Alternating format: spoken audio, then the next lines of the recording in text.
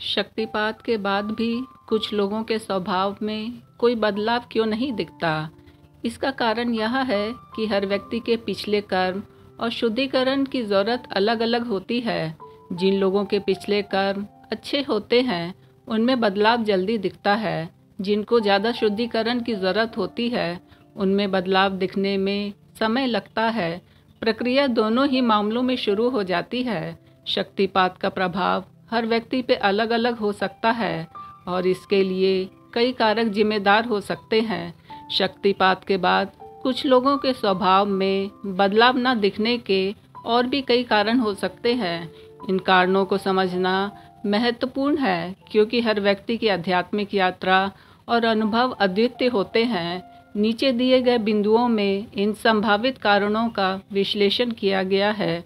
व्यक्ति के अवचेतन मन में बसी हुई गहरी नकारात्मक अवरोध और मानसिक धारणाएं आध्यात्मिक ऊर्जा को अवरुद्ध कर सकती हैं, जिससे शक्तिपात का पूर्ण प्रभाव नहीं हो पाता। यदि व्यक्ति आध्यात्मिक रूप से तैयार नहीं है या उसका मानसिक और भावनात्मक संतुलन नहीं है तो भी शक्तिपात का प्रभाव सीमित हो सकता है। नियमित ध्यान और साधना न करने से शक्तिपात के प्रभाव का अनुभव कम हो सकता है क्योंकि इन प्रक्रियाओं के माध्यम से ऊर्जा को सही दिशा में निर्देशित किया जाता है। हर व्यक्ति का अनुभव और आध्यात्मिक परिपक्वता अलग होती है। कुछ लोग शक्तिपात के प्रभाव को तुरंत महसूस करते हैं, जबकि कुछ लोगों में यह समय ले सकता है। शक्तिपात के प्रभाव को महसूस करने के लिए आंतरिक शुद्धि और मानसिक शांति आवश्यक होती है। यदि व्यक्ति के भीतर नकारात्मकता और असंतुलन अधिक हो तो प्रभाव कम हो सकता है। शक्तिपात के प्रभाव को अनुभव करने के लिए व्यक्ति में आध्यात्मिक आस्था और विश्वास होना आवश्यक है। विश्वास की कमी से प्रभाव कम हो सकता है। व्यक्ति के आसपास का वातावरण और उसके सामाजिक संबंध भी उसके आध्यात्मिक अनुभवों को प्रभावित कर सकते हैं। नकारात्मक वातावरण से प्रभाव कम हो सकता है। यदि व्यक्ति की भौतिक इच्छाएं और लालच अधिक हो तो आध्यात्मिक ऊर्जा का प्रभाव कम हो सकता है क्योंकि यह ऊर्जा व्यक्ति को भौतिकता से परे ले जाती है। कुछ लोगों को शक्तिपात का प्रभाव अनुभव करने में समय और धैर्य की आवश्यकता होती है। तुरंत प्रभाव न दिखने पर भी व्यक्ति को निरंतर साधना और अभ्यास करना चाहिए। उचित आध्यात्मिक मार्गदर्शन न मिलने से भी शक्तिपात का प्रभाव कम हो जाता है। गुरु या मार्गदर्शक की सहायता से व्यक्ति सही दिशा में आगे बढ़ सकता है।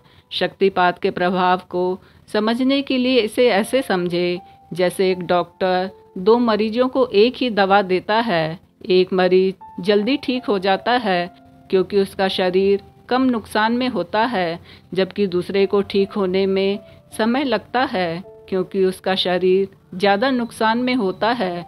इसी तरह शक्तिपात के बाद कुछ लोगों के स्वभाव में परिवर्तन न दिखने के कई कारण हो सकते हैं।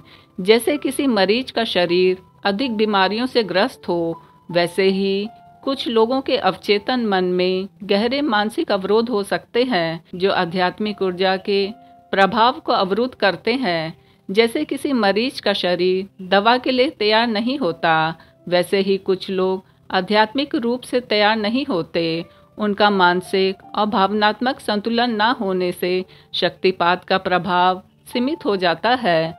रोगी की अपनी खुद की प्रतिरक्षा प्रणाली या इम्यून सिस्टम भी रोग मुक्त होने में सहायक होती है। जिसकी प्रतिरक्षा प्रणाली कमज़ोर होगी उसे स्वस्थ होने में लंबा समय लग सकता है। इसी प्रकार जिस साधक के पास शक्तिपात के समय अधिक आध्यात्मिक संस्कार होते हैं उसके ऊपर शक्तिपात का असर शीघ्र होता है। जैसे दवा के साथ सही खान पान और आराम की आवश्यकता होती है, वैसे ही शक्तिपात के बाद ध्यान और साधना जरूरी है। नियमित ध्यान न करने से शक्तिपात का प्रभाव कम हो जाता है। जैसे किसी मरीज का शरीर दवा को अलग अलग तरीके से प्रतिक्रिया देता है, वैसे ही व्यक्ति का आध्यात्मिक अनुभव और मैच्योरिटी अलग अलग होती है। कुछ लोग तुरंत प्रभाव महसूस करते हैं जबकि कुछ लोगों में समय लगता है। जैसे किसी मरीज का शरीर दवा के साथ साथ डिटॉक्सिफिकेशन की प्रक्रिया से गुजरता है, वैसे ही शक्तिपात के प्रभाव को महसूस करने के लिए आंतरिक शुद्धि और मानसिक शांति आवश्यक है। जैसे किसी मरीज को दवा पे विश्वास नहीं होता, वैसे ही शक्तिपात के प्रभाव को अनुभव करने के लिए व्यक्ति में आध्यात्मिक आस्था और विश्वास होना आवश्यक है।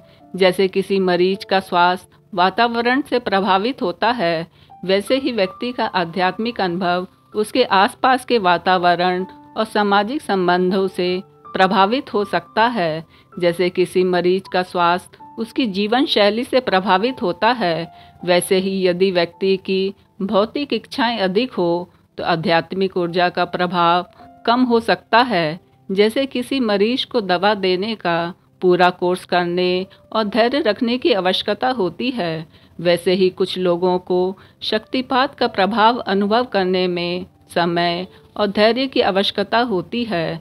जैसे किसी मरीज को डॉक्टर का सही मार्गदर्शन जरूरी होता है, वैसे ही शक्तिपात के बाद उचित आध्यात्मिक मार्गदर्शन न मिलने से प्रभाव कम हो सकता है।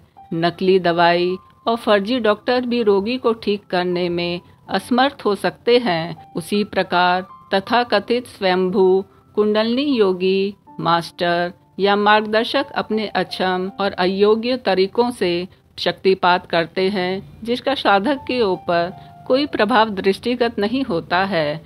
जैसे एक मरीज को ठीक होने में अधिक समय लगता है, वैसे ही कुछ लोगों में शक्तिपात का प्रभाव अनुभव करने में अधिक समय और साधना की आवश्यकता होती है।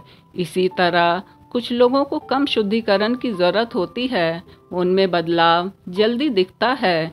शक्तिपात का प्रभाव हर व्यक्ति पे अलग अलग हो सकता है और इसके लिए कई कारक जिम्मेदार हो सकते हैं। व्यक्ति को निरंतर साधना, ध्यान और आत्मनिरीक्षण के माध्यम से अपने आध्यात्मिक मार्ग पर आगे बढ़ना चाहिए।